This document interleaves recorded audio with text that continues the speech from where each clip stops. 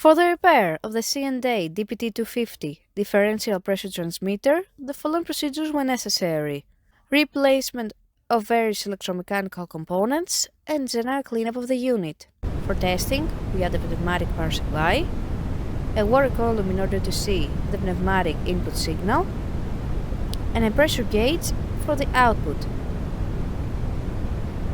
By manipulating the pneumatic input signal, the unit reacts, and we can see the 0.2 to 1 bar output on the pressure gauge.